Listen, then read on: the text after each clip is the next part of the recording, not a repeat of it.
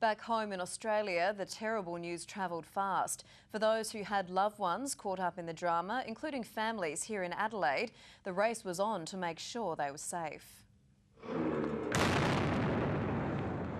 The terrifying blast shook Boston to the core, and its shockwaves were felt half a world away.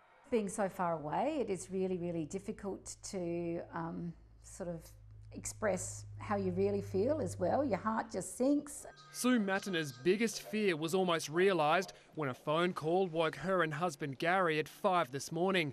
On the other end, 29-year-old son Daniel, who with his wife Valerie and friend Jane narrowly escaped the terror attack. And we were kind of just a few hundred metres down the street where we heard two loud bangs, which honestly sounded like cannons at the time.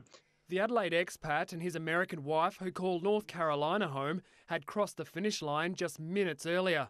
I don't even feel like I ran a marathon today. I mean, my legs are sore, but it just doesn't even seem like it happened. Daniel's childhood friend Jane also lucky to escape. Where I was watching the marathon, there was probably maybe 10 or 20 metres away from where that bomb went off. Everyone was just trying to find the best place to be safe, but we didn't really know where that was. With mobile phone networks shut down, back in Adelaide, Sue took on the task of contacting friends and family, including Valerie's father over in Michigan. I said, hi, it's Sue calling from Australia, and immediately then you could hear the concern in Brian's voice. In a twist, Sue and Gary had only recently booked a trip to visit their son later this year, and their itinerary will see them touch down in Boston.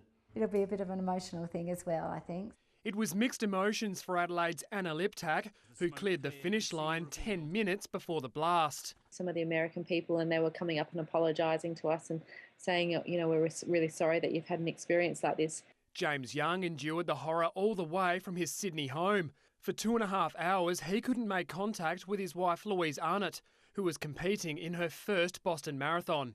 I was trying to ring the hotel, do it, whatever we could to try and find out where she was. Then finally, a Facebook message. I'm safe, I'm fine, and that just felt great. So the relief then was, overwhelming. It was good.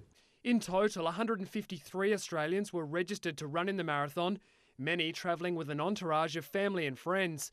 Thankfully, by mid-morning, the Prime Minister delivered the news we wanted to hear. At this stage, we are not aware of any Australian victims. For those travelling to the US, advice from authorities remains the same for now, but today's shocking attack is sure to have an impact. It makes you a bit concerned, yes, but no, we will still continue with our plans. The one thing that you do know that there'll be heightened security. As for the world's most famous marathon, it will now forever remind us of the race against terror. Edward Godfrey, 9 News. And if you're worried about friends or relatives in Boston and you can't make contact yourself, you can call the DFAT emergency hotline on 1300 555 135.